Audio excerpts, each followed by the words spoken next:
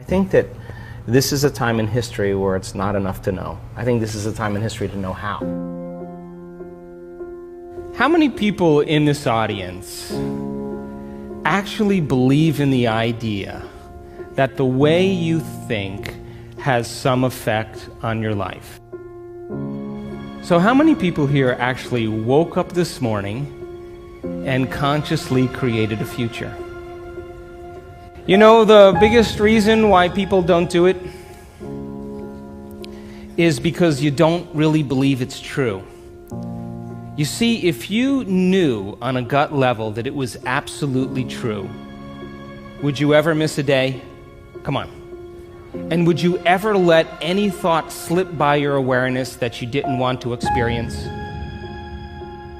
So if you believe this, then does your environment control your thinking, or does your thinking control your environment?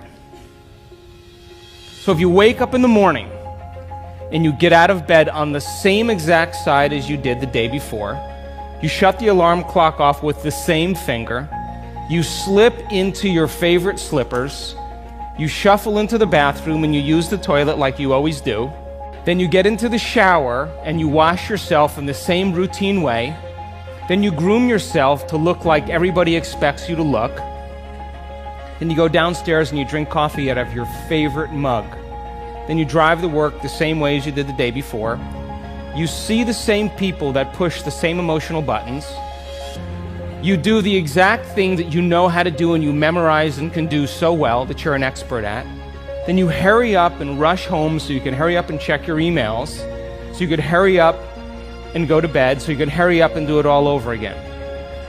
Now, here's my question. Did your brain change at all that day? We could say that you were thinking the same thoughts, performing the same actions, that create the same experiences, that produce the same emotions, but secretly expecting something to change in your life. As you see the same people and go to the same places and do the same things at the same time, it's the external environment that's turning on different circuits in your brain, causing you to think equal to everything that you know. And as long as you think equal to everything that's familiar or known to you, what do you keep creating more of? Same life. Now, the quantum law is still applying to you. You're just thinking equal to everything that you know, and you keep creating more of the same. To change, to truly change, is to think greater than your environment. And every great person in history knew this. Whether it was William Wallace or Mahatma Gandhi or Martin Luther King or Queen Elizabeth I or Joan of Arc, they all had a vision. They all had an idea. Couldn't see it, couldn't smell it, couldn't taste it, couldn't feel it, but it was alive in their mind.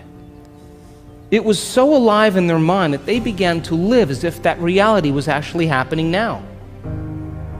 So can you believe in a future that you can't see or experience with your senses yet, but you've thought about enough times in your mind that your brain is literally changed to look like the event has already happened? Neuroscience says it's absolutely possible.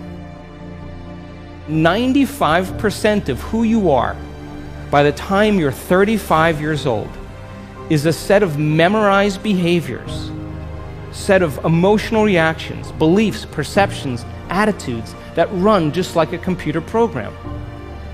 So 5% of your conscious mind begins to work against 95% of what you've memorized.